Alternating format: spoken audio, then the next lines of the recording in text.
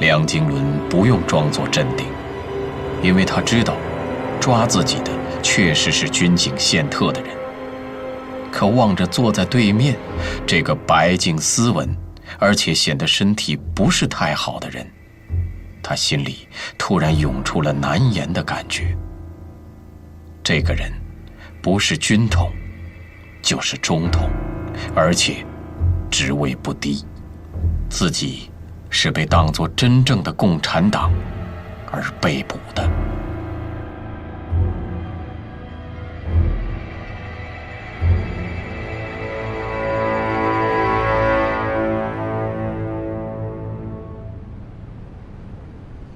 是在考虑当共产党，还是当国民党吗？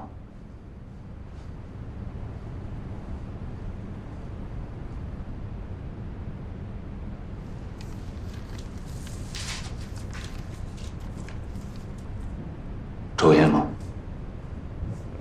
谢谢，我不抽。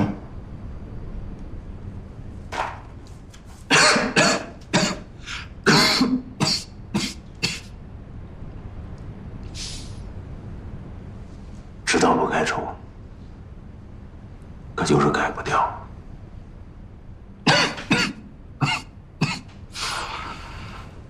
这就是人的弱点。是人总会有弱点。梁先生，您说呢？也有没有弱点的人。有吗？当然有。我倒愿意听听。一种是还没有出生的人，一种是已经死了的人。你已经露出弱点了。这句话是中共毛泽东先生在延安整风运动时说过的。这个世界上只有两种人不会犯错，一种是还没出生的人，一种是死了的人。我记得没错吧？人不怕犯错，说出来就好，改了就好。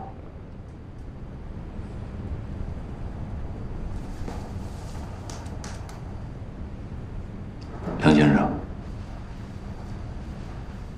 你是哪一年参加共产党的？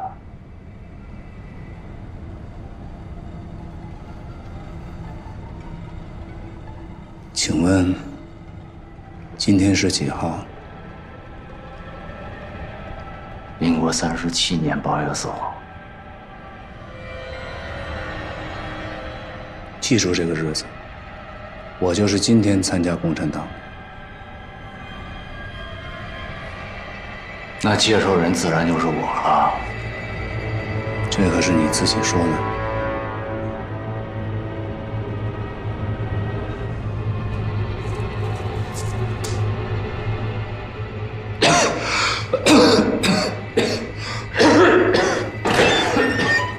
站长，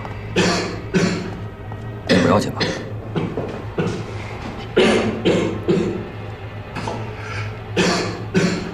您还是少抽点烟吧。改不掉了，还是铐起来吧，带到刑讯室去。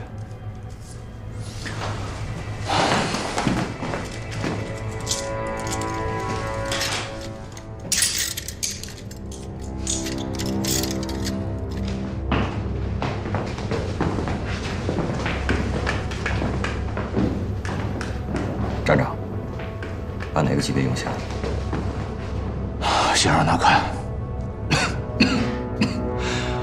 让他看别人用刑，动他的刑，跟我来。是。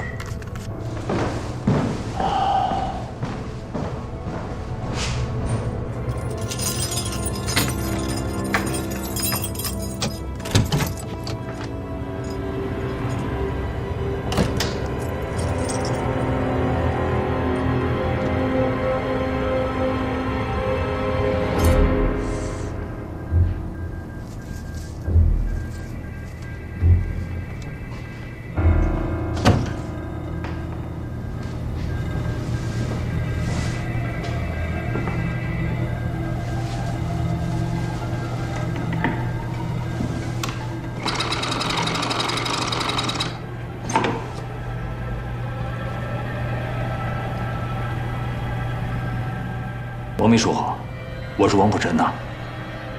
富臣同志好，剑锋同志一直在等您的电话，请稍等，我帮您接进去。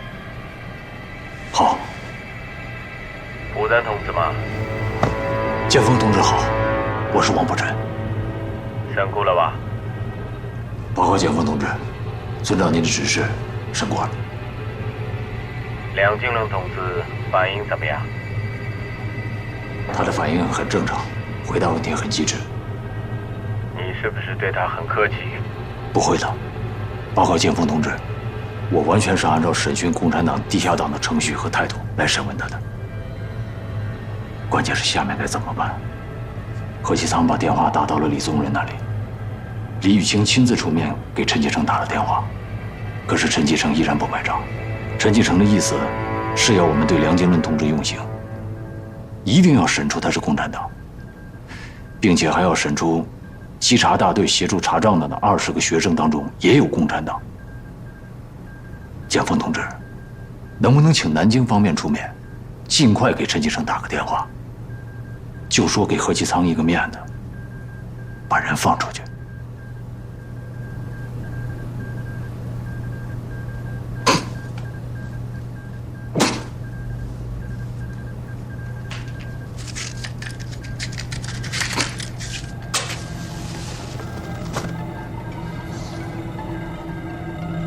事情不是你想的那么简单。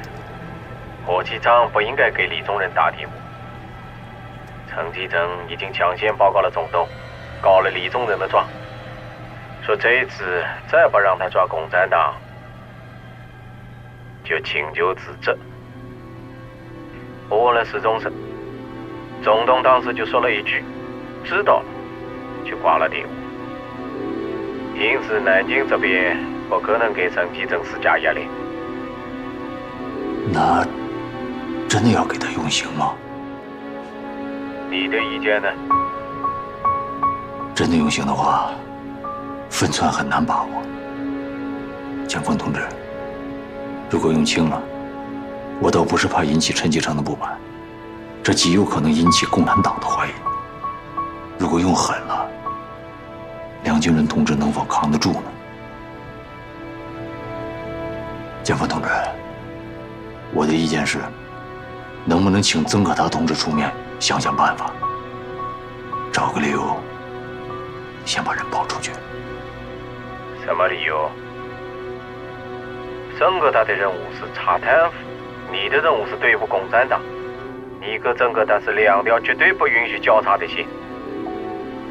你的身份在组织内部都是保密的，事情到了你那里，你往曾可达那边推，想破坏组织原则吗？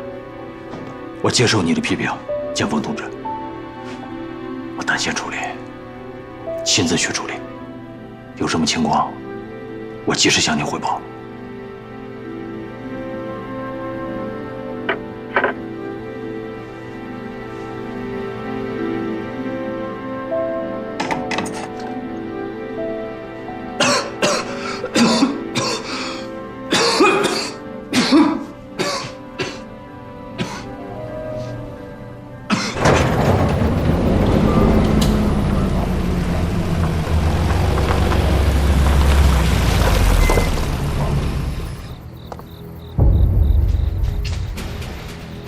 都举枪干什么呀？啊，内讧啊！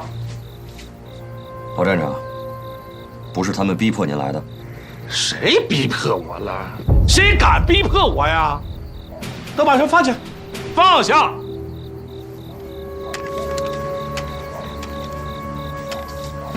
我问你，有个叫梁经纶的，是不是押到这儿了？看他干什么？我带来的。梁经纶在没在这里？回话。在。老站长，王站长也在。这个梁经纶是由他亲自审问的。审出他是共产党了吗？还没有。没有，你抓人干什么？不添乱吗？你这，让弟兄们先歇会儿吧。我带你进去放人啊。哎，富臣，你看，我正找你。哎，你们是不是还没见过面呢？这位就是北平站的王站长，我的后任，很有才干。这位就是国防部派来的稽查大队的方大队长，几位啊？哎，辅臣来了，我那个梁经纶呢，你得放了。他是何其昌的助手，而且牵扯到美国人的关系。现在你知道，国防部调查组正找我的茬，不能因为这件事再火上浇油了，你知道吗？老镇长，我知道这个梁经纶是何其昌的助手，我也知道他和美国人之间的关系。可是这个和国防部调查组应该没有关系吧？方大队长为什么叫我们放人？方家和何家是世交。我告诉你，只要他不是共产党，就看方行长的面子，你也得把人放了。可是这个人不是我们抓的。不是，人在你们这儿，怎么不是你们抓的？老站长，是陈继承总司令亲自下令抓的。哎呀，陈总司令下令抓人，他不是点着名想抓谁。哎，你说咱们放个个把人，还是有这个权利的。老站长，这个人就是陈总司令点名抓的，因为他们闹得太凶了，还扣了您，所以陈总司令认定这背后一定有共产党在煽动，这才下令抓了梁经纶的。不该带方大队长来放人。哎，我说啊，我不行，这样吧，啊，副站长，你呀，请示一下陈总司令。总之，如果没有证据证明他是共产党，你就得把人放了，知道吗？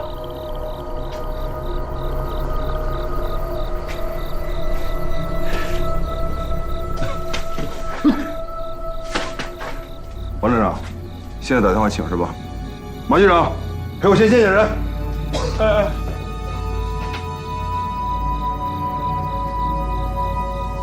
值班室的电话可以打专线吗？可以，那请带我去。跟我来。这么大的事情，你现在才打电话报告？这一路上都没有电话，我也不知道他要干什么。听好了，尽量不要和军统的人发生冲突，听见没有？是。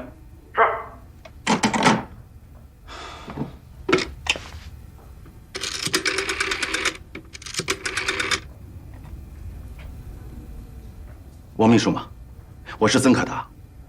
又发生了新的紧急情况，建峰同志还没有回来吗？还没有。王秘书，王秘书，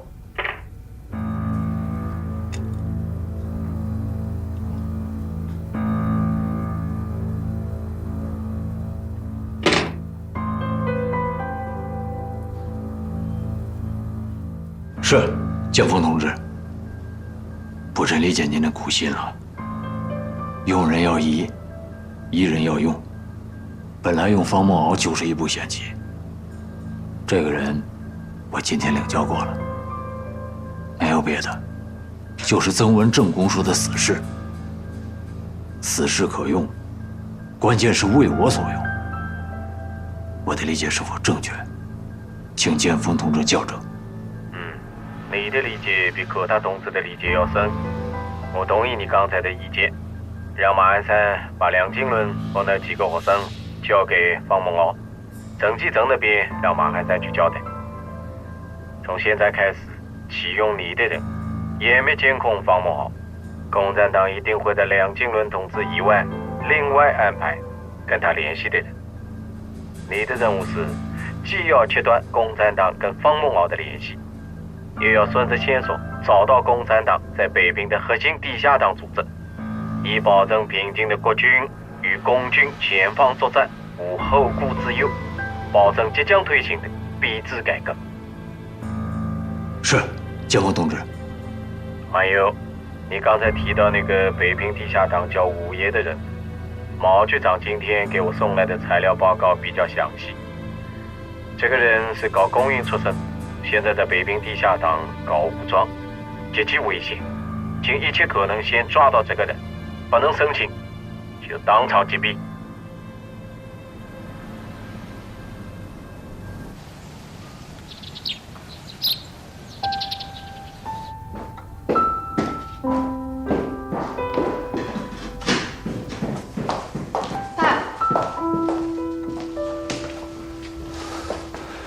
先生，小雨，怎么出来的？方大队长送我回来的，他人就在门外，问先生可不可以进来。嗨，快叫他进来。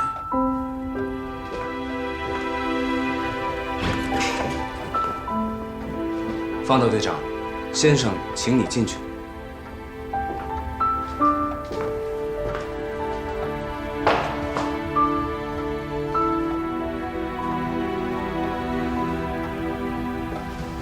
何伯伯，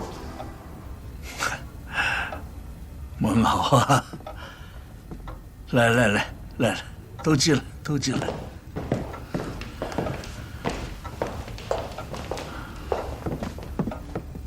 快跟我说说，怎么个情况？爸，您先坐。方大队长，快请坐吧。梁先生，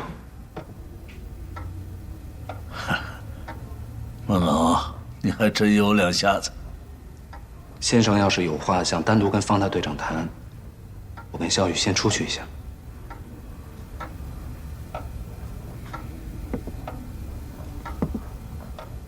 哎，你也去吧，火上的锅我看着，还有时间。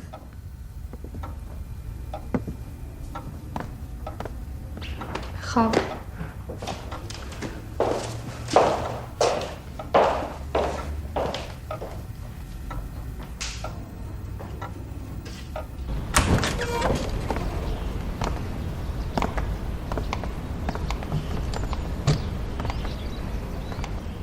没有受伤吧？已经带到刑讯室了。方梦瑶来得及时，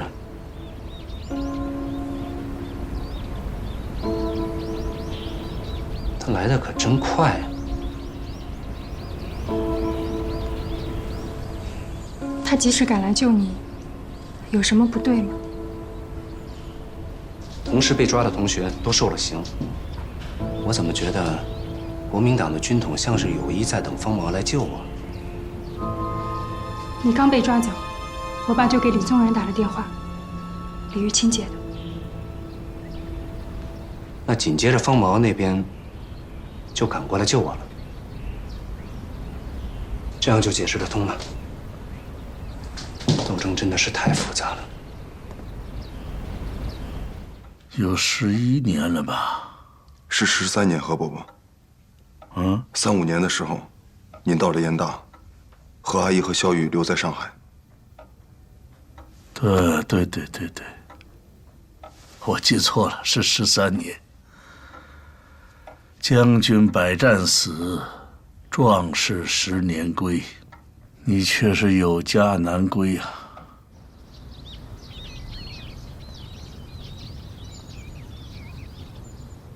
昨天晚上，本来应该向你传达学联的决定，不巧方毛在。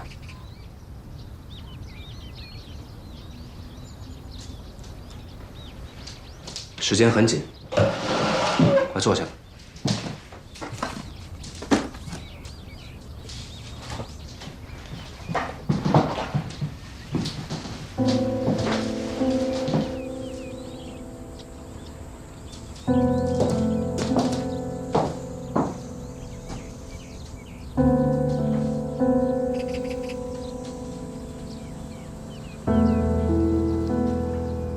学联通过考察决定，为了最后的斗争，必须立刻争取方毛和他的飞行大队。你到北平1个多月了，动静很大呀，借第4兵团的粮，查民调会，还查中央银行北平分行，很多人都在拍手叫好。认为你们在干一件了不起的事，你们真的是在反贪腐？我本来是想向梁教授请教这些事情的，何伯伯，感谢你相信我，请您从经济学的角度给我讲一讲，什么是贪腐？我和你爸爸都是留美学经济的，他6年，我8年，可到现在我都不懂什么是经济学，尤其回到中国，根本就没什么经济学，在美国学的那一套，一个字儿也用不上。你现在干的事情，更是跟经济学无关，你卷入了政治。中国有句古话，8个字就能概括：断人钱粮，杀人父母。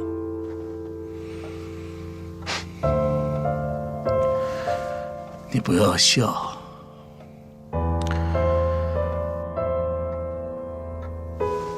国防部预备干部局有那么多的心腹，那么多的人不用，偏偏选中了你，为什么？因为你愿意理直气壮地杀人父母，因为你连你自己的父亲都敢于下手。何伯伯是在劝我。我从没劝过你爸爸，我也不会劝你，我只是提醒你，他们昨晚敢抓梁经纶，之后也敢抓你，而且杀你。你以为陈继承还有那么多人就善罢甘休了？你现在扛着国防部调查组的牌子，他不敢动你，那是因为你身后的人还认为你有更大的利用价值。一场大风暴就要来了，这场大风暴要死很多的人，有贪腐的人，也有反贪腐的人。我知道我当然是一个，但是想杀我没那么容易。很容易，只要给你安上3个字：共产党。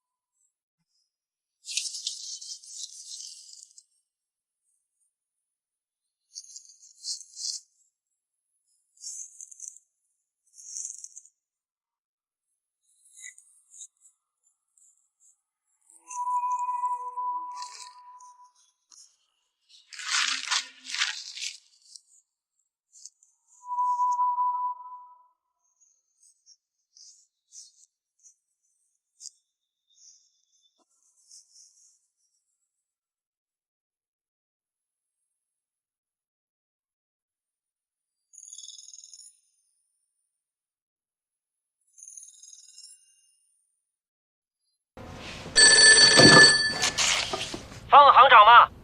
方行长，我是王奔全。王主任好，我是谢培东，行长不在，能不能立刻把他找回来？大约半个小时吧。等不及了，北平行营立刻会通知他去开会。我将事情告诉你，你一定要在他开会前转告他。你说我记。不能笔记，要用心记。好，您说。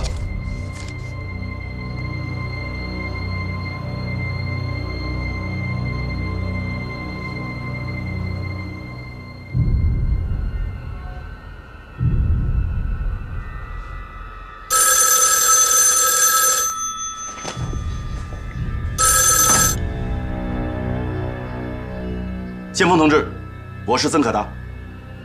出大事了，知道吗？出什么大事了？和我们的工作有关吗？客观上有关，主观上不要你们负责。美国人突然召回17000万第一批援助物资，突然停在了公海边，没有进港。昨晚司徒雷登给美国政府打个报告。先锋同志，我正要向您报告，会不会是何其仓向司徒雷登告的状？更严重。是李宗仁那边跟美国人通的消息。这个老东西，他想取代总统吗？司徒雷登那些美国人想扶持李宗仁，也不是1天2天了，自己人不争气，让人家有机可乘。我们反贪腐行动好不容易得到美国政府的肯定，却又被陈继承那些人昨晚的抓捕行动一锤子砸了，耍我生，还抓了我们自己的人。就是刚才。李宗仁向总统建议要召开反贪腐的紧急会议，总统还不得不答应。记住，会议的名单中有你，代表国防部调查组坚定表态，加大追查民调物资贪腐的力度。建峰同志，请问如何加强力度？批捕马鞍山和民调会3人员查北平分行的账，这件事你开完会后立即交给方梦敖大队去办，然后以我的名义把徐铁英和保密局北平站长王福珍叫到你那里碰头。是，建峰同志，据我们调查，徐铁英和中央党部也和民调会的贪腐案有关，牵扯到他们，查不查？怎么查？腐败首先是党内的腐败，可已经积重难返。戡乱反攻时期，牵涉党产，才能暂时姑息。但也绝不能让他们扛着党产的招牌私人贪腐。徐铁英就是这样的人，你代表我敲打他一下，让他明白，立刻停止贪腐，真正配合我们。倘若再搞阴谋，下一个批捕的可能就是他。明白。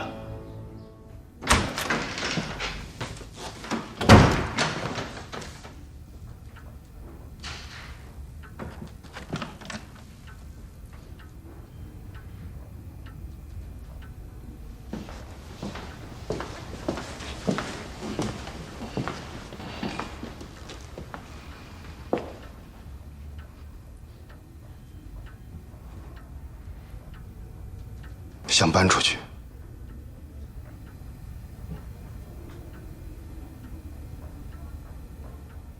是因为木兰。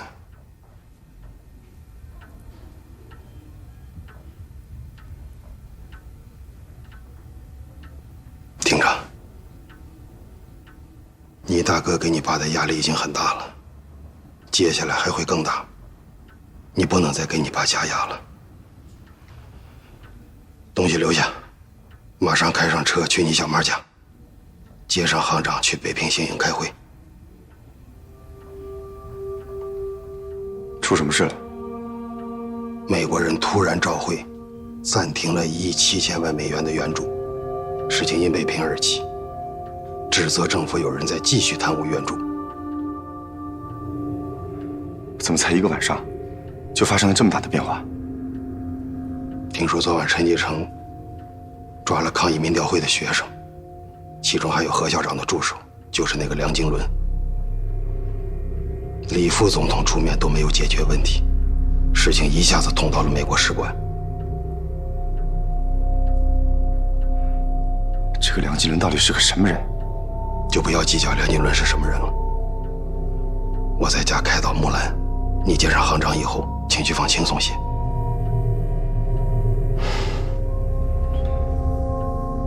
姑父，那我去了。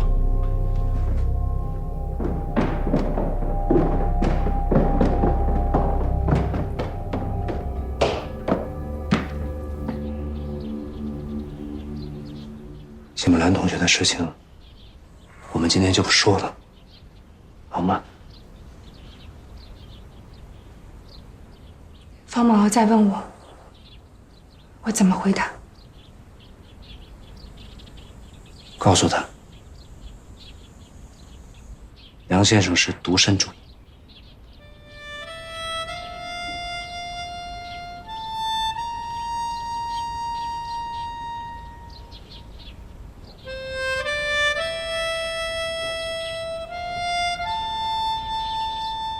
陈梦家的那首《野花》，还记得背吗？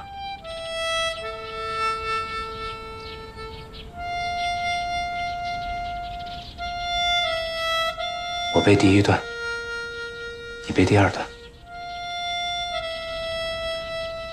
就算陪我吧。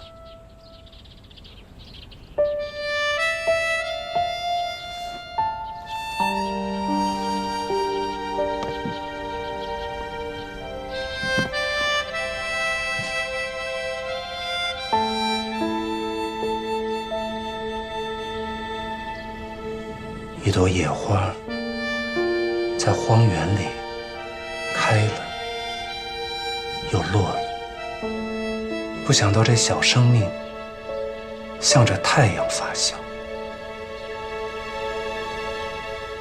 上帝给他的聪明，他自己知道。他的欢喜，他的诗，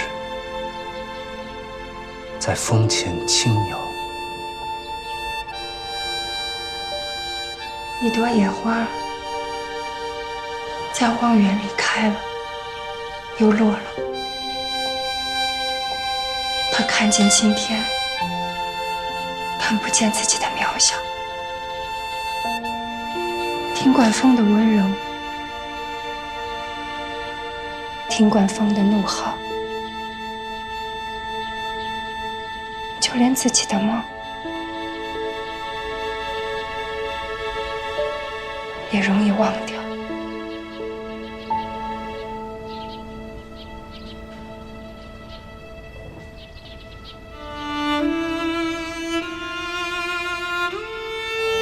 这首诗以后就属于方王了。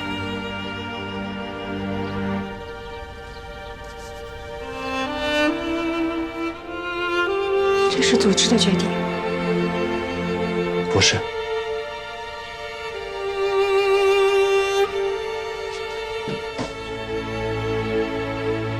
这是我的建议。什么建议？能不能说明白？学联的斗争需要方毛，北平人民的生存也需要方毛。你去接触的方毛必须是一个真实的方毛，你必须知道他喜欢什么，不喜欢什么。这你不用说，我知道他喜欢什么。他喜欢什么？喜欢抽烟，喜欢喝酒，凡是男人有的毛病，他都喜欢。优点呢？为什么不说说他的长处？他喜欢音乐，而且他唱歌唱得特别好。还有呢？一首月圆花好，能唱得感动人。还有呢？还喜欢把汽车开得像飞机一样快，随时可能撞到人，也可能撞到什么东西。还有呢？我不知道了，等我知道了，我会告诉你。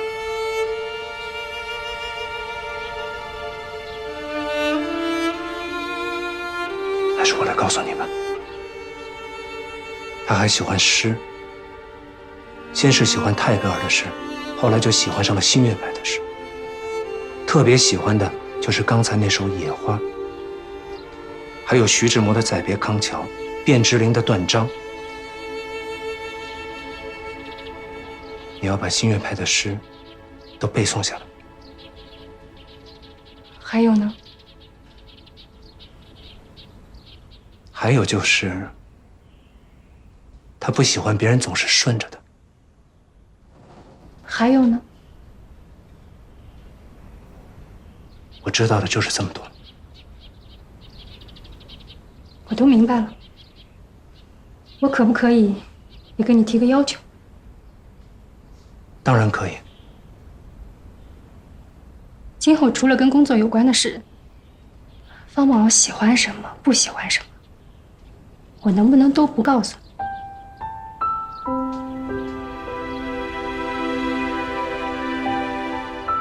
可以。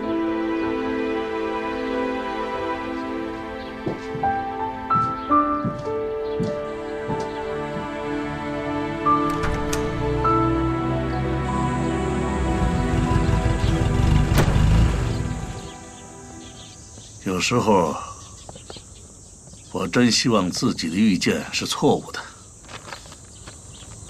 小玉呢？在房间呢。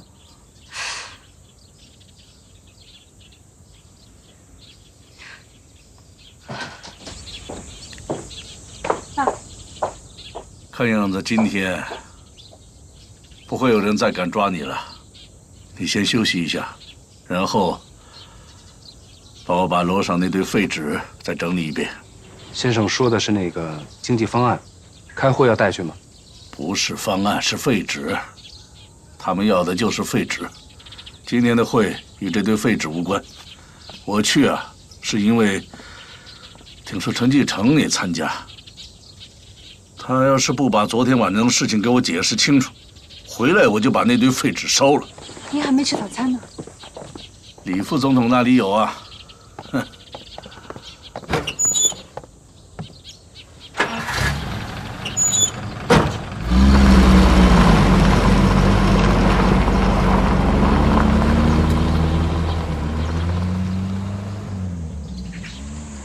1个晚上了，也不知道账查怎么样，我先回去了。能不能载我一程？我想去看看木兰。方大队长，感谢你救出了同学们，也救出了我。请你送孝玉一趟。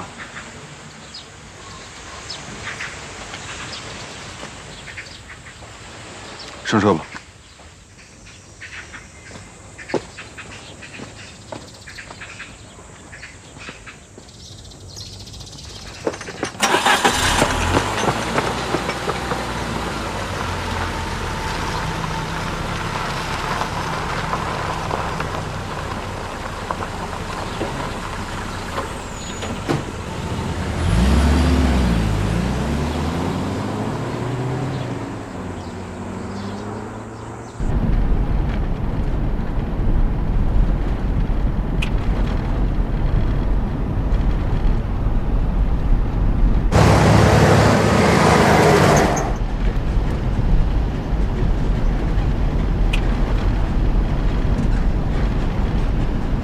总看我干什么？你怎么知道我在看你？我跟你说过了，我不止长了1双眼睛。你还怕人家看你？害怕？我怎么一点就看不出来？你看不出来，别人也看不出来。知道为什么吗？为什么？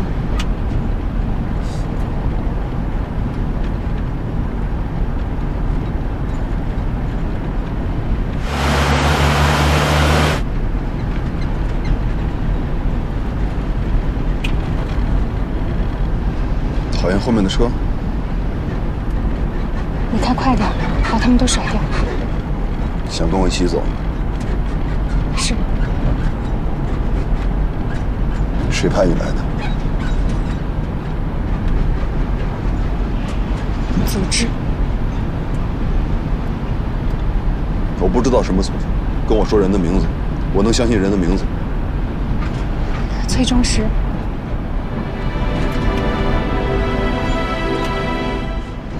大点声说清楚些。崔中石同志。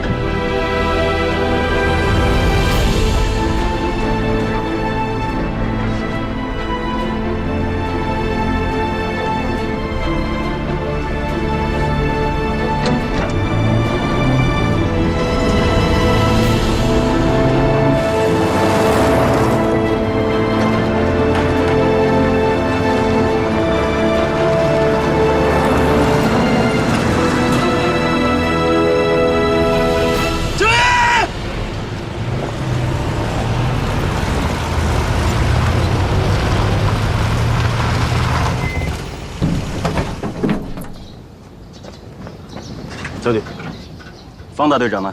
方大队长昨天晚上出去了，到现在还没回来。去哪里了？是李营长带人跟去的，我不知道。那稽查大队其余人还有马局长那些人呢？马局长昨天晚上和方大队长一起出去的，天亮之前回来的。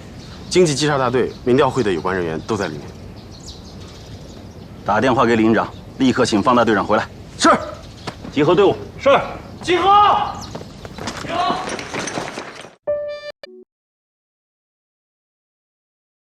打电话给李营长，立刻请方大队长回来。是。集合队伍。是。集合。集合。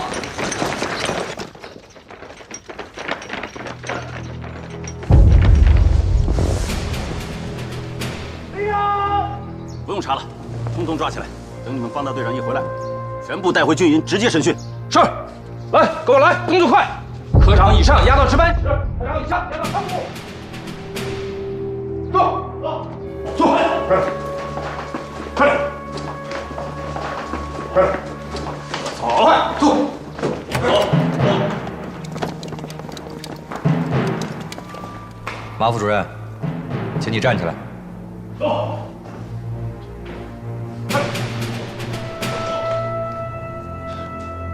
那是给我的，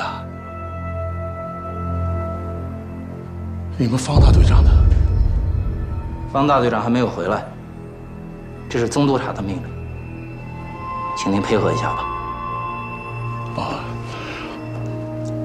哎，你过来，哎，有什么话您就在这儿说吧。昨天晚上我跟你们方大队长有个约定，靠不靠我，他来了你就知道了。好，那我先不靠。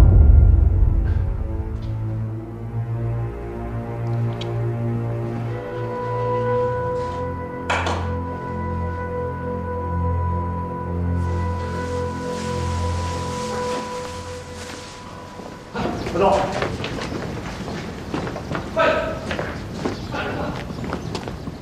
报告将军，联系上了，他们在西北郊309师军营，说是方大队长开着车带着何孝玉甩掉了他们，去了西北长城一带，他们正在找。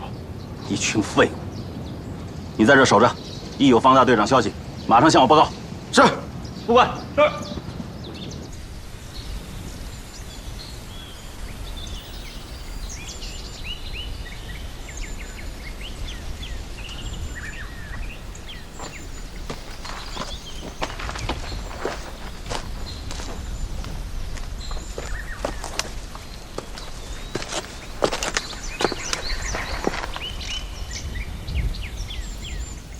我好像听明白了，你是学联的人，学联派你来争取我，希望我帮助你们学联反贪腐、反迫害。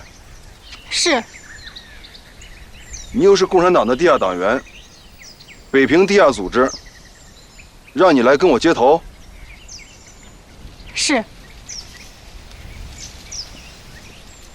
我又不明白了，我来北平后，一直带着我的大队在查贪腐，也在保护你们学生。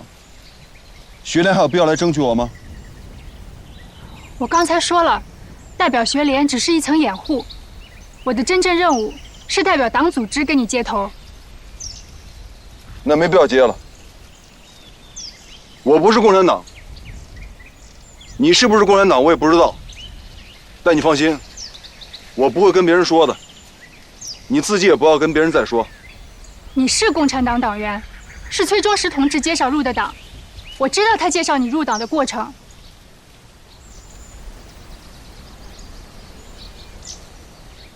我自己都不知道的事情，你倒知道。那你说来听听。我们不说共产党，不说组织，尊重一下女性。你能不能不在那么高的地方下来跟我平等对话？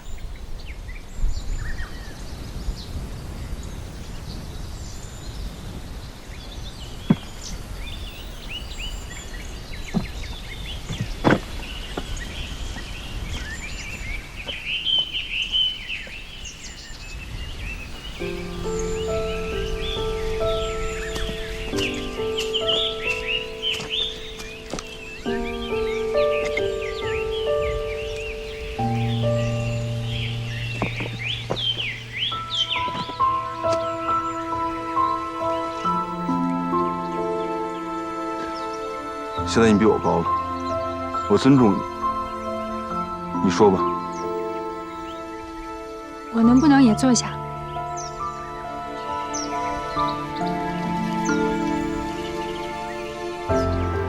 知道，那是1946年农历8月15中秋节晚上，崔中实代表你家里到空军笕桥航校看你，你陪他在机场的草地上散步。后来你坐下了，他还站着，在你身边来回踱步，给你介绍共产党对中国未来的主张。你不就怀疑我不知道这个细节吗？我不习惯像他那样在你面前走来走去，我想坐下。是不是站着讲故事不太自然？那你坐吧，我听力很好，坐得离我近点远点都行。那我就坐在你背后，反正你今天也不会跑。还有更好的理由吗？当然有，你听就知道了。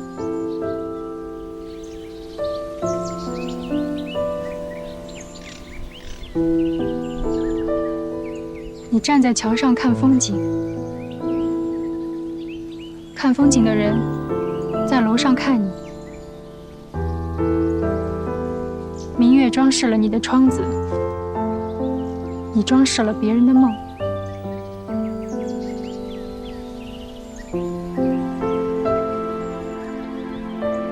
这个理由够吗？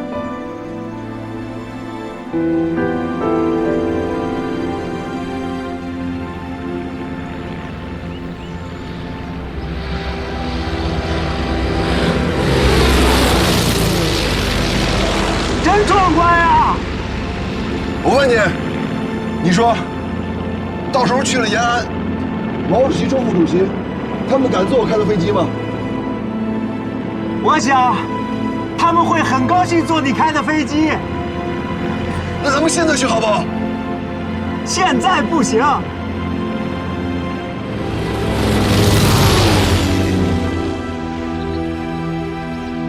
花常好，月常圆，人长寿。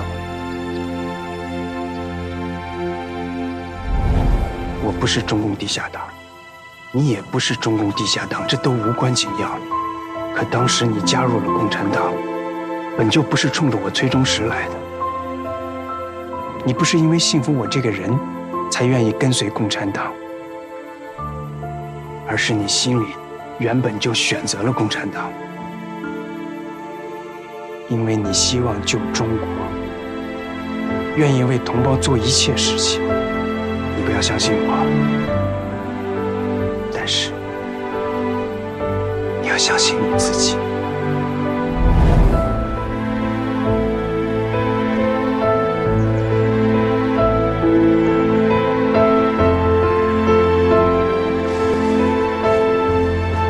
做得离我近一点。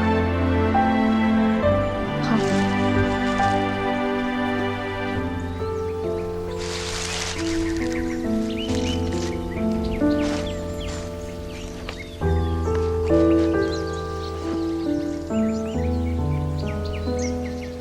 我下面问你的，不是冲着你来的，你回答我就是，不要害怕。崔中实是为什么死的？为革命牺牲的。我是问他为什么会死。原因很多，我也不太清楚。很多事情都是组织的秘密。不要跟我提什么组织。告诉梁先生，告诉学联，我是受国防部调查组指挥的，查贪腐，保证北平民众的粮食配给，是我们的任务，不需要你们来争取。我会如实转达。还有，我从来也不知道崔中实是什么共产党，我没有加入国民党，也没有加入共产党。还是那句话，你是不是共产党，我不管，但以后不要再跟我谈什么接头的事。崔中实同志用生命保护你、发展你，你怎么能否定他为党为你做的一切工作？崔中实是我的朋友，是一个像我大哥一样的朋友。我不管他是怎么死的，为谁死的，杀他的人，我一定会搞清楚，一个我都不会放过。上车吧。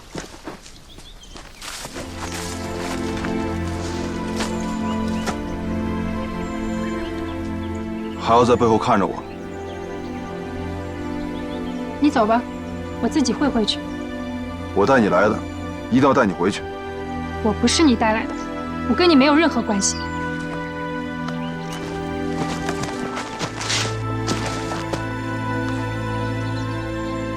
跟我没什么关系就好。我送你回去，以后不要再来找我了。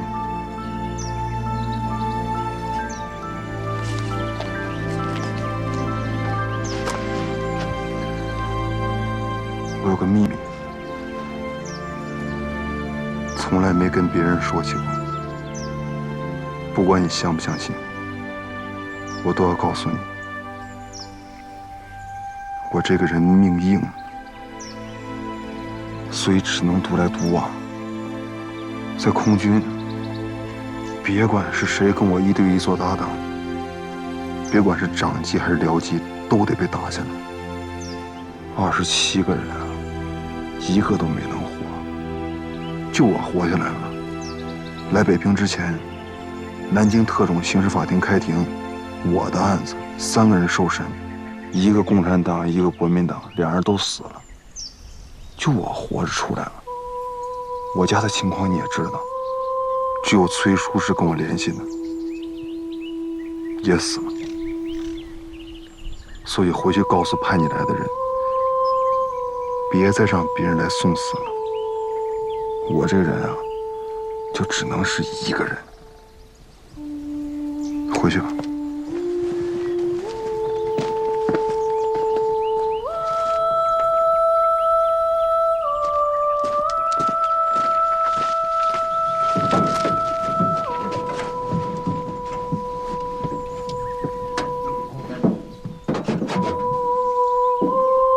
你在后面休息一下吧，醒来什么都忘了。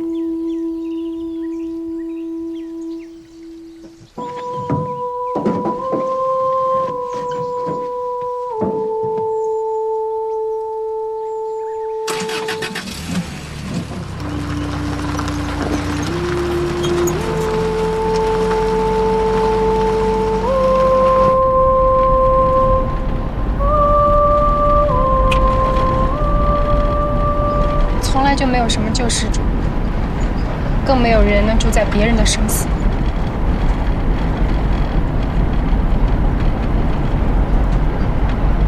我会再找你，你跑得再快，也躲不了我。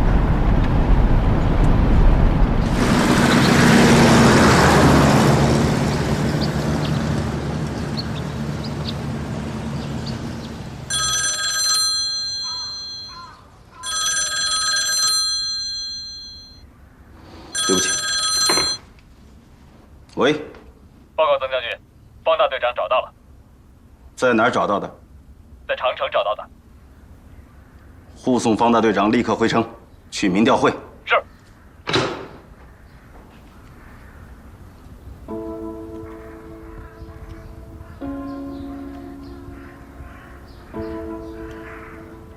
我代表党部先表个态吧。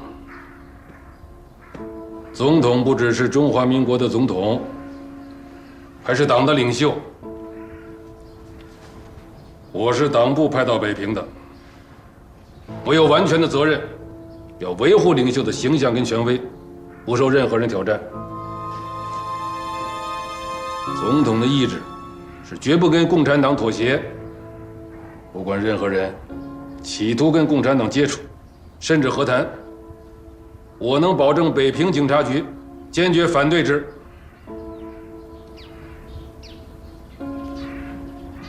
在这一点上，我发现陈继承陈副总司令也是很坚定的。因此，我们党部在北平的人要坚决支持陈副总司令。我完全拥护建峰同志的反贪腐行动，同意逮捕马汉山、民调会的涉案人员。但是在反贪腐的过程当中，也一定要注意维护党国的形象，尤其是不能让共产党利用。美国人突然停止对我们的援助，恰恰说明了有些人在利用反贪腐，打出了跟共产党和谈的牌。反腐跟反共，首先是反共。建锋同志启用方某，我只能服从，但我一直保留意见。这个人，这个人在空军养成了很多的恶习，不服从上级，率真行事。昨天晚上公然闯到了军统，把一个共产党的嫌疑犯给放了出来。通过这件事情，我不得不考虑你曾督察曾经说过的话，这个人很有可能已经被共党利用了。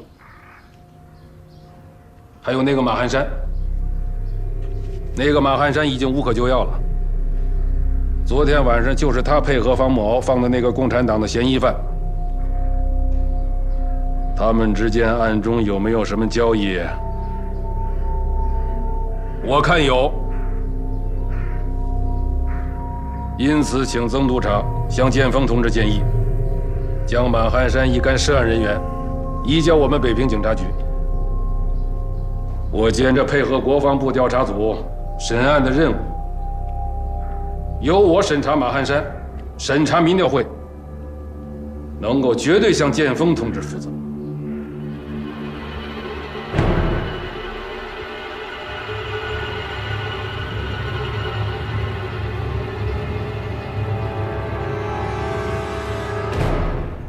徐铁英就是这样的人，你代表我敲打他一下，让他明白，立刻停止贪腐，真正配合我们。倘若再搞阴谋，下一个批捕的可能就是他。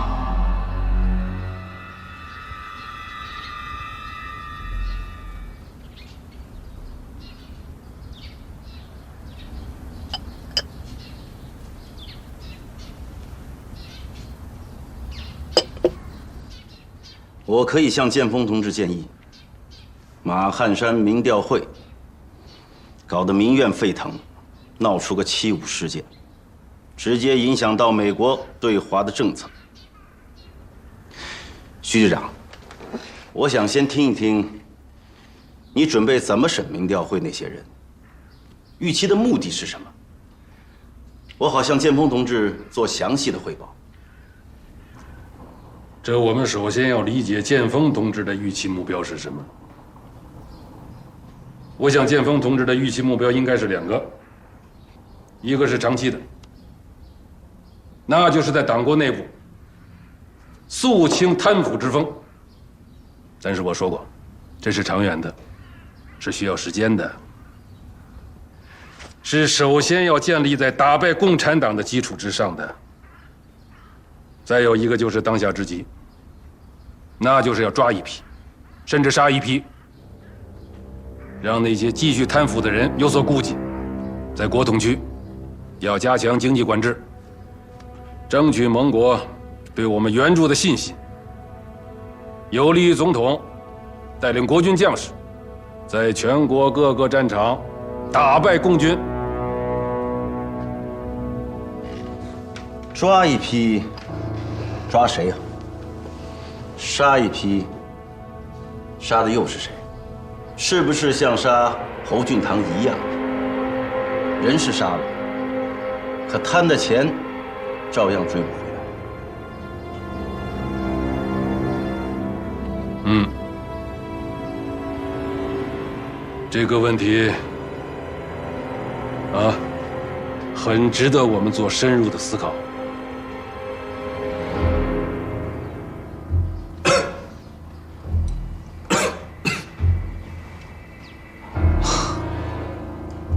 老毛病了，又想抽烟了。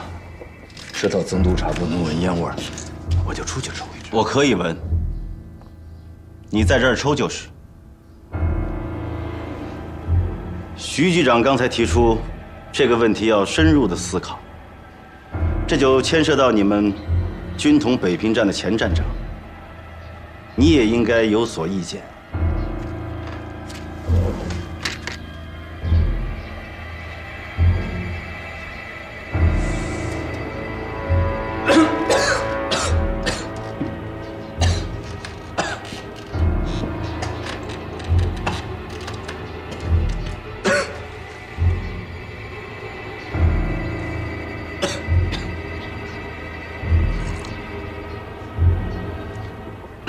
不能总是这样深入思考吧，得把思考的意见谈出来。这可是要向剑锋同志做具体汇报。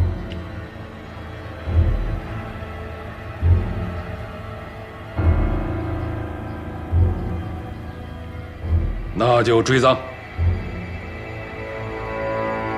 马鞍山还有其他的人，到底贪了多少？我加强审讯，尽力追出赃款。尽力是多少？美国人的情报可不是吃素的，还有共产党的谍匪，贪了多少？都有哪些人有份儿？我们查不出来，人家手里可是有数据的。如果说是1000万美元，我们只追出了100万，甚至是100万都不到。徐局长，这恐怕是交不了差的。这样说吧，我先代表剑锋同志，同意由徐局长去审查民调会的人。你说说，能追出多少赃款？曾督察，你先给个数吧。1000万美金，这个数字，美国人应该能够接受。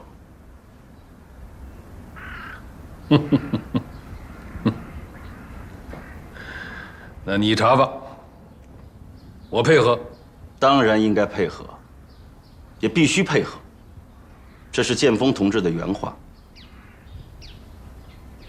我的意见，仍然由方某敖彻查民调会，查到背后的人，无论是哪一级、哪一个部门，我们都给予配合。王站长，你的意见呢？我配合反腐，关键的重点还是反共。方某敖及其大队，如果真的能查出贪腐，那是国防部调查组的期待。作为国防部保密局，我建议先从北平站挑选一个班的人，暂时改装成青年军，就编入郑营长那个派，监督方某敖及其大队，稽查贪腐，也严防共党渗入。我同意，报剑锋同志批准。徐局长，你是否还反对由国防部稽查大队执行审案任务？我反对的不是国防部稽查大队，而是有共党嫌疑的人。那个梁经纶，明摆着是煽动学潮的共产党嫌疑犯。方孟敖联手马汉山，逼迫王站长放人。这个情况向南京汇报了没有啊？啊？叫方孟敖审马汉山，我代表全国党员通信局，首先表示反对。我会将我的意见报告叶局长，并陈部长。王站长，我就不用单独汇报了吧？上面决定，谁来查都行，我都配合。谁来审都行。那徐局长就抓紧请示吧。估计方孟敖快到民调会了，我这就过去，布置将马汉山及其所有涉案人员带至稽查大队军营羁押。南京给我们的时间可只有3天，如果因为有人故意干扰办案，导致3天后无法向南京给出一个满意的答复，让美国人立刻恢复援助，下一个批捕的就是他。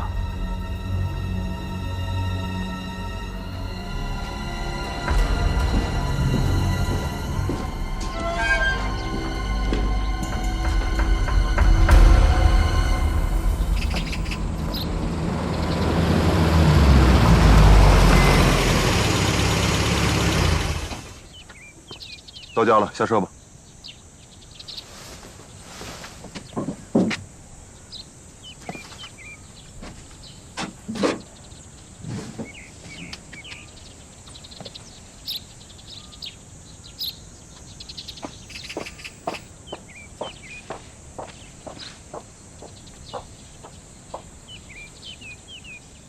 徐局长。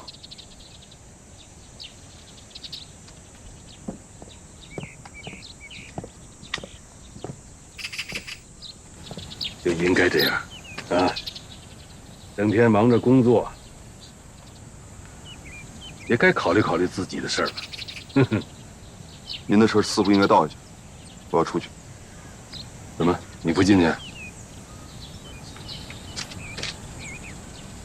把车倒一下。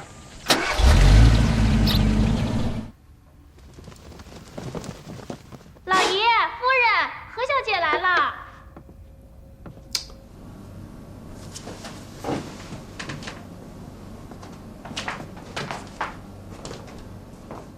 萧玉是来找木兰的，裴栋，把锁给他开开吧。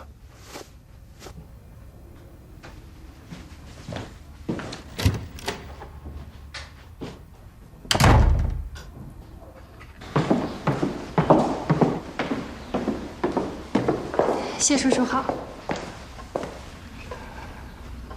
来看木兰吧。是，方梦瑶送我来的。我先去看看木兰。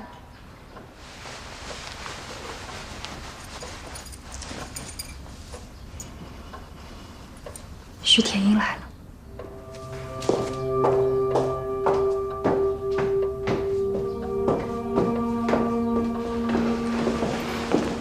徐局长，哎呀，谢乡里，你们行长呢？拔火罐呢。哟，病了。哦，刚才开会的时候还是挺好的呢。中暑了。哦，徐局长若无大事，可不可以改日再来？这个事情啊，往往是误在时间上，有时候10分钟，也许就误了一条人命。我现在必须见到你们行长。徐局长，稍等。好。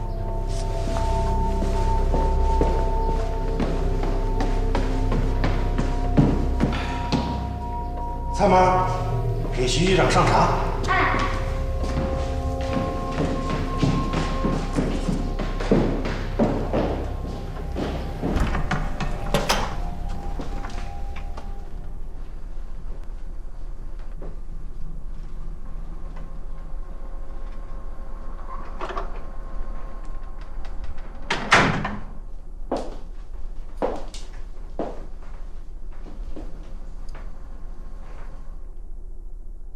什么秘密怕我看见？我胃疼，不想吃早餐。我也没吃早餐呢，陪我吃点吧。都几点了，还没吃早餐呢？不到7点，你大哥就开车带我出去兜风，他不饿，以为人家也不饿。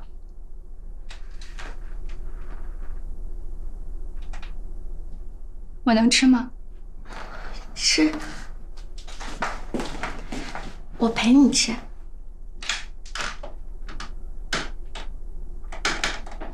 是我大哥送你来的。嗯。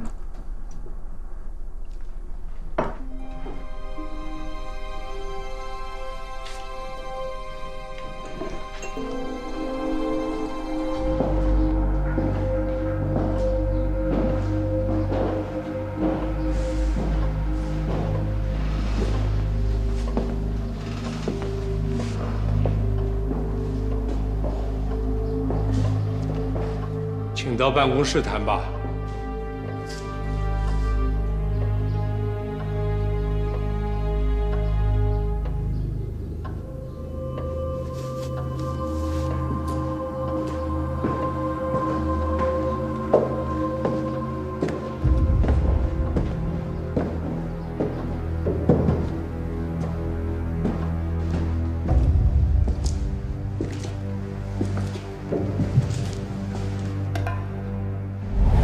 坐吧，这是瞧得起你，恭敬不如从命嘛。失礼了。这就对了嘛。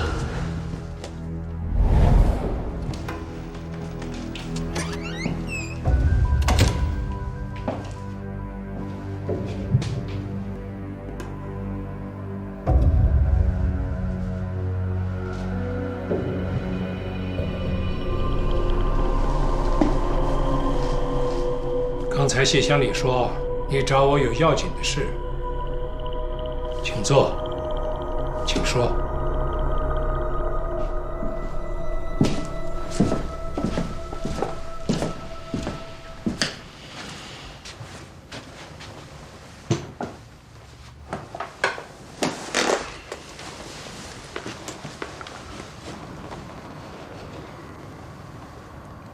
方行长，我是违反纪律来的。刚才曾可达代表国防部的调查组，把我还有保密局的王普臣叫了去，传达了铁血救国会的秘密指示。下手狠呐！第一个牵扯到的就是你。我本来呢，应该先向叶秀峰局长，还有陈立夫部长报告。但是觉得还是应该先告诉你，牵扯到我，就不要告诉我。不只是为了你，牵扯到太多的人，包括央行，包括宋家、孔家。方行长，不为自己。为了上峰，为了朋友，很多人的身家性命，最好不要再负起，应该同舟共济。央行的船，我家的船都被你们打破了，怎么同舟共济？大家的船现在都是破的，眼下唯一的办法就是修补，修补。我不会再冲动了，可是我不能就这样被他们关在家里。我要跟同学们在一起，我就是为了跟同学们在一起。主要是我爸，大家都说我大爸厉害，其实在我家最厉害的还是我爸。现在能跟他说的也就只有你了。跟他说我跟你在一起，他一定会同意的。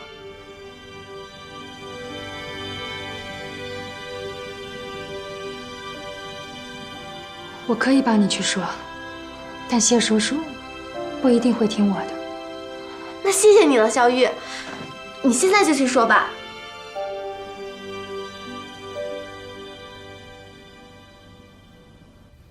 他们就会抓人了，甚至杀人。突破口是马汉山，负责审讯的是方孟敖，您的大公子。崔中实是马汉山执行的，孟敖现在已经昏了头了，他谁都会抓，谁都会杀，三纲五常都没有了。你是担心我们家人伦俱变？813，我为了保住别人的财富，抛家弃子，已经坏了人伦。现在我的儿子来抓我，来杀我，是我的报应。许局长，如果你的观点谈完了，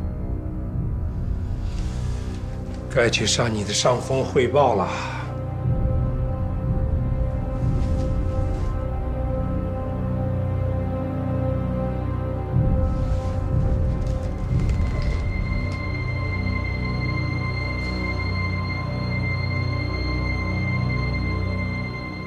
那我们就不谈看法，我提一个建议，切实可行，由我接手审讯马汉山民调会，遏制局面恶化。我会说服叶局长和陈部长，请方行长，您考虑一下，向宋先生、孔先生汇报。我们两家联手就能压住铁血救国会，就能让他们不再继续利用方孟敖。这不只是为了我们好，也是为了孟敖好。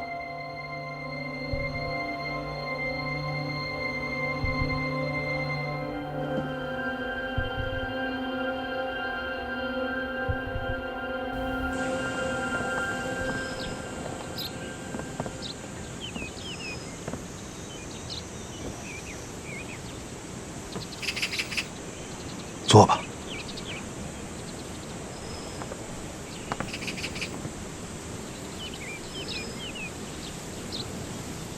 你今天任务完成得很好。孟敖不承认自己是共产党，今后再和他接触，就不要提组织上接头的事儿了。那我还有必要跟他接触吗？当然必要。学联那边吧，会继续派你和他接触。我已经告诉他，学联派我去只是一层掩护，我的真实身份和真正的任务是接替崔中实同志，跟他接上组织关系。不提接头，我没有理由再跟他接触。你现在已经跟他接上头了，他也相信了你的真实身份。之所以是这个态度，恐怕他是怕情况太复杂会牵累你，希望组织上另派人和他接触。可接下来的任务只有你能完成，你是学联那边派去争取他的，争取他也是学生们的正常愿望。以你现在和他接触的这种状况，对你们俩相对都安全一些，这是第一。第二呢，你继续和他接触，他心里就会明白，其实你是在代表组织，在关注和默认他所做的一切。国民党国防部叫他所做的一切，组织上也默认。是，他现在只能做国防部让他做的事情，最后才能完成党交给他的重大任务。保持和他接触，就是要让他感受到党在关心他、重视他。同时，不给他派任务呢，也是为了国民党找不到怀疑他的证据。崔中实跟他接触3年，直到最后牺牲，都是这样做的。就这样，异常的情况还是发生了。方茂突然上了国民党的军事法庭，后来又突然被国民党高层的核心部门看中，派回到北平。情况变得异常复杂，组织上都有些猝不及防啊。崔中实同志只能牺牲自己来保护孟敖，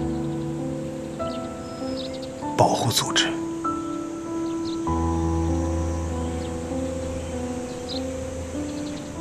太难为他了。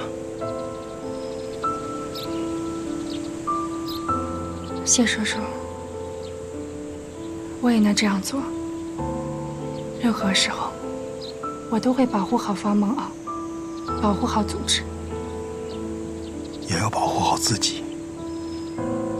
组织上有指示，要保护好孟敖，也要保护好你。孟敖今后的工作必须由你配合，你们俩一定要坚持到最后，坚持到胜利。这很难呐，有些难处，组织上甚至都无法帮到你，需要你心里默默去承受。你心里一定要有这个准备。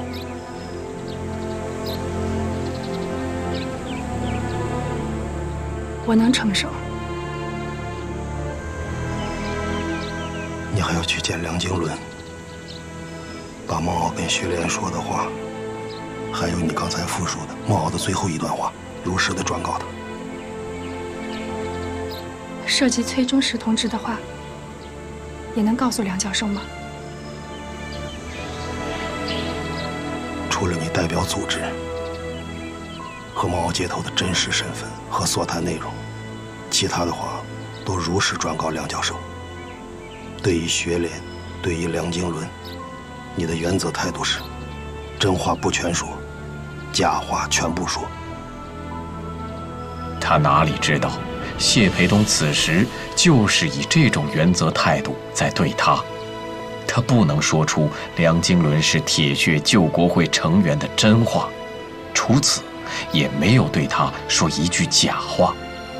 这样，梁经纶就不可能从何孝玉身上察觉我党对他的怀疑，同时也就不会察觉何孝玉是中共党员的身份。要下雨了。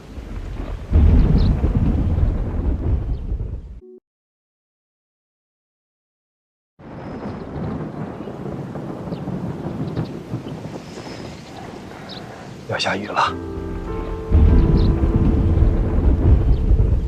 小鱼啊，其实谢叔叔也有需要你帮助的地方。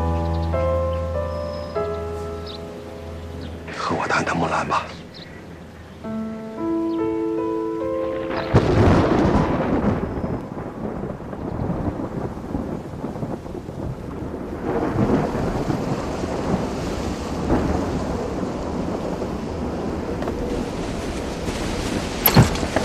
不用关了，关也关不住八面来风。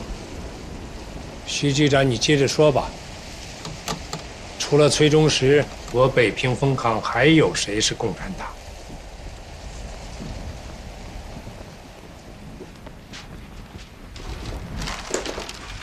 我没有说过北平分行有谁是共产党，但能肯定，共产党一定还会从北平分行冒出来，因为他们要崔中实的账。徐局长是不是想说，临时调配委员会的人由你来审？北平分行的账要运到你警察局，由你来保管，由你来查呀？哼，误会了。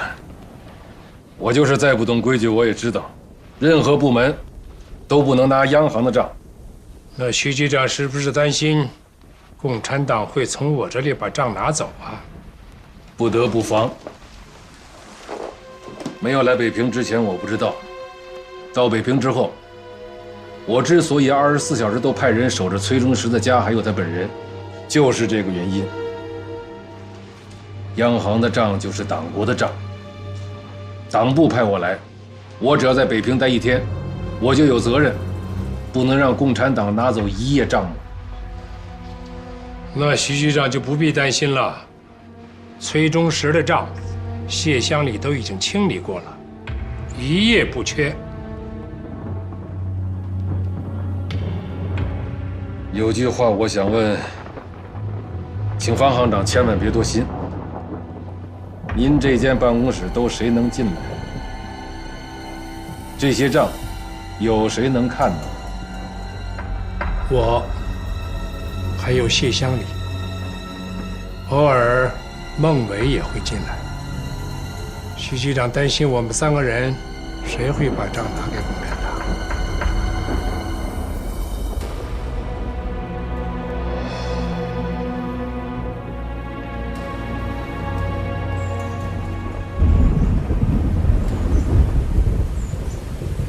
木兰说的都是借口，他不可能跟你在一起。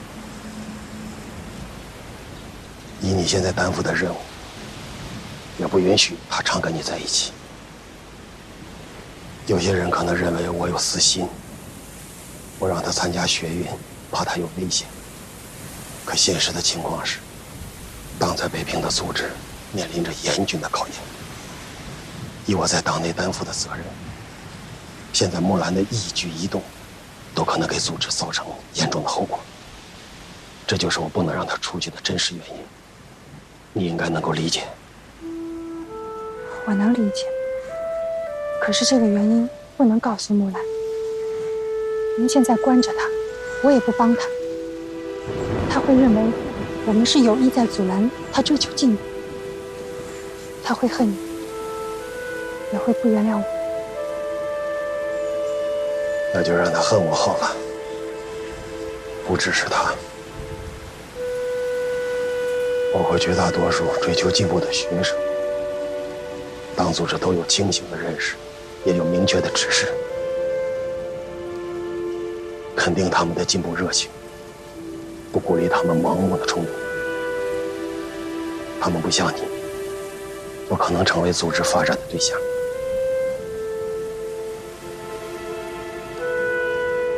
那我该怎么回答他？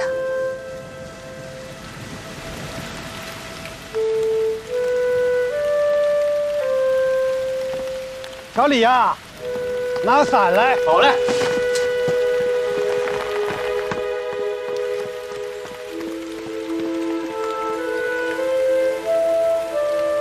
你不用回答他，我来回答。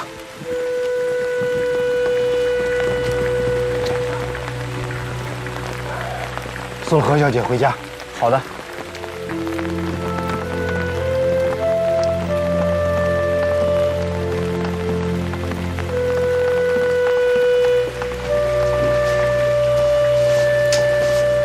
李大，路上注意安全。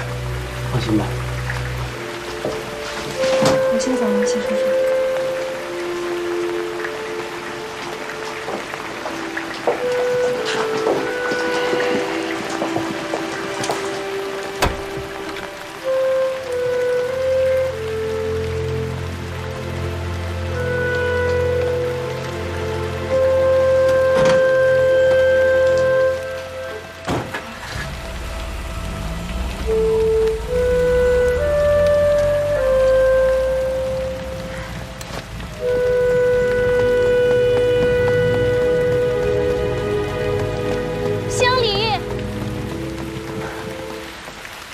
乡里，行长叫您。去忙吧。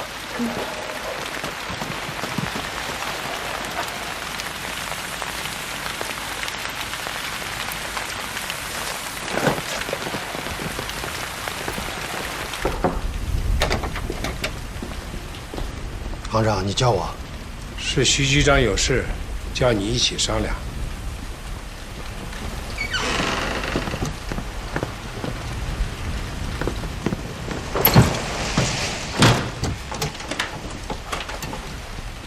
刚拔完火罐，外边下雨了，还吹风。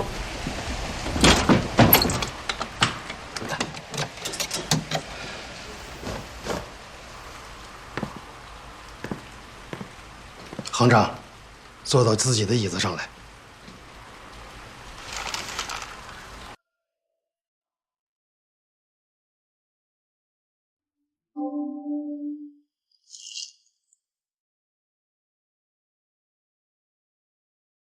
徐局长，请坐。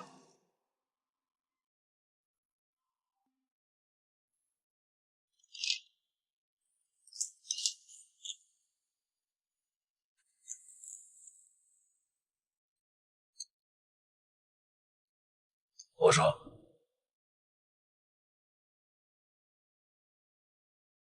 谢乡里也知道，事情已经很急了。我刚才跟你们行长取得了高度的一致的认可。不能再让孟敖被任何人利用了。民调会的案子必须由我来审，北平分行的账必须由你来查，办几个人清一些账，向南京做个交代，争取美国人尽早恢复援助。关键是必须要统一口径。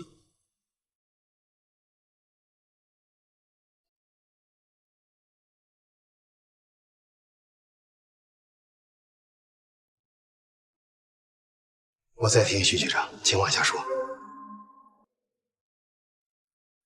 这整个案子的实情是，崔中实被民调会马汉山这些贪员，还有空军侯俊堂这些败类们给买通了，瞒着北平分行，通过黑市倒卖走私美元物资，贪污非法利润。方行长及时察觉，通报了我抓捕了崔中实。却被马汉山带着军统旧部劫到了西山，杀人灭了口。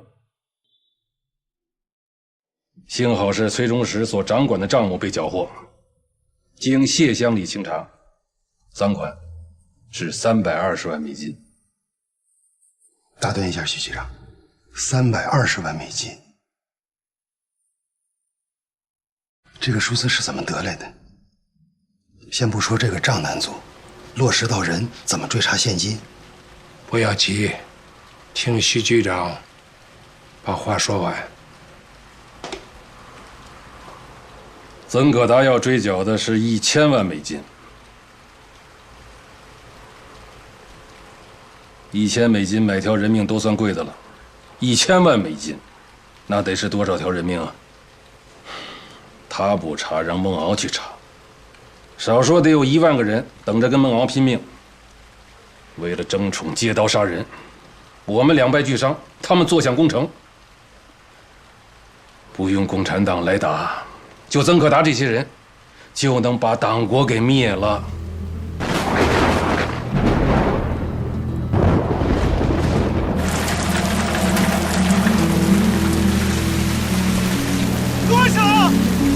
1000，郭长官，我说的是1000。郭长官，我说1000啊，10万美金。我没说呀，100万美金。我不说了，你说什么？不是我。